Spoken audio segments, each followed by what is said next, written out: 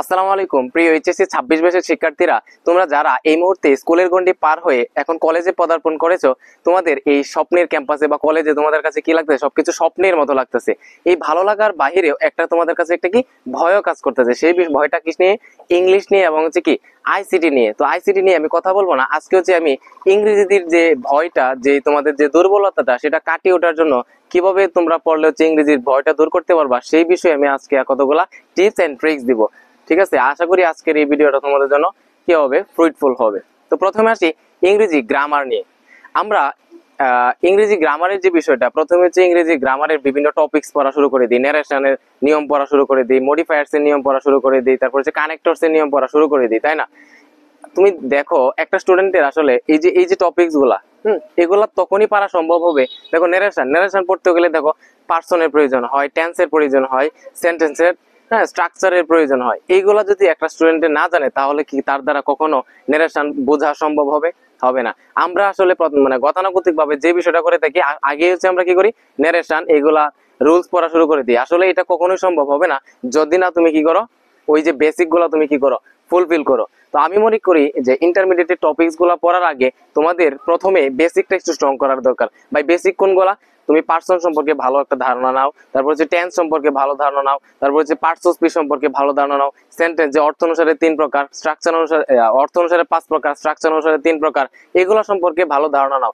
এগুলো নেওয়ার পরে তুমি ইন্টারমিডিয়েটের যে কোনো টপিকস ধরো, প্রথমে preposition, phrases, narration, right forms of verb, এগুলো ধাপে ধাপে পড়ো। আশা করি তোমাদের বুঝতে কি হবে না, অসুবিধা হবে না। এবার আসি ফার্স্ট পেপার নিয়ে। এখন দেখো, আমরা হচ্ছে ইংরেজি বলতে আসলে বেশিরভাগ স্টুডেন্ট কি মনে করি, গ্রামার কে বুঝে দেখি। আসলে কি তাই না?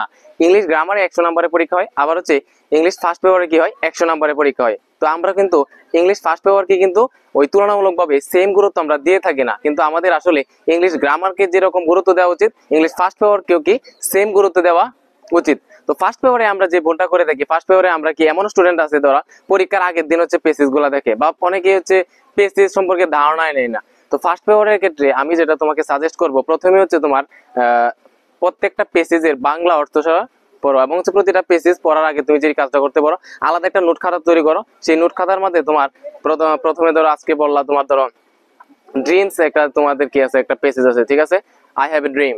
তো ওই পেসেজটা তুমি পড়বা। ওই পেসেজটা পড়ার আগে তোমার একটা খাতার মধ্যে তুমি কি করবা, এটা ওই ইউনিটটা বা ওই লেসনটা উপরে লিখে রাখো। লিখে রাখার পরে ওইখানে যে dreams, I have a dream, ওই যে পেসেজটা থাকবে, ওই পেসেজে সব শব্দের অর্থ তো তুমি জানো না, তাই না? তো যে শব্দের অর্থ তুমি জানো না, ওই খাতার মধ্যে তুমি নোট ডাউন করো। তো শব্দের অর্থটা জানার পরে তুমি হচ্ছে তোমার যে কোনো একটা সহায়ক বইয়ের মাধ্যমে ওই পেসেজের অর্থটা বোঝার চেষ্টা করো।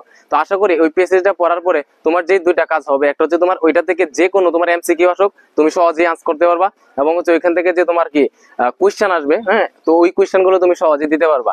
আর একটা বিষয় হচ্ছে রিটেনের জন্য, যে বিষয়টা রিটেনের জন্য আমরা হচ্ছে প্রথম থেকে আসলে প্র্যাকটিস করি না। আসলে রিটেনের জন্য আমাদের কি নিয়মিত লেখার অভ্যাস করে গড়ে তুলতে হবে। আমরা যত হচ্ছে নিজে বাড়িতে রাফ খাতা হচ্ছে যত বেশি লিখে প্র্যাকটিস করব, পরীক্ষার মাঝে তত আমাদের জন্য কি হবে, ইজিয়ার হয়ে যাবে। ঠিক আছে, তো আজকে হচ্ছে তোমাদের জন্য এই পরামর্শগুলাই ছিল, যেটা তোমরা অ্যাপ্লাই করে দেখতে পারো। তো আর তোমাদের জন্য এইচএসসি 26 বা হচ্ছে 25 বছর যারা আছো, তোমাদের ইংলিশ নিয়ে আশা করি কোনো সমস্যা হবে না। তোমরা হচ্ছে আমার এই যে ইংলিশ উইথ সানোয়ার শিকদার পেজটা তোমরা ফলো দিয়ে রাখতে পারো। ঠিক আছে, আশা করি এই পেজের থেকে তোমরা হচ্ছে তোমাদের ভালো ভালো ভিডিও পাবা ইনশাল্লাহ। তো আগামী ভিডিও পর্যন্ত ভালো থাকো, সুস্থ থাকো। আসসালামু আলাইকুম।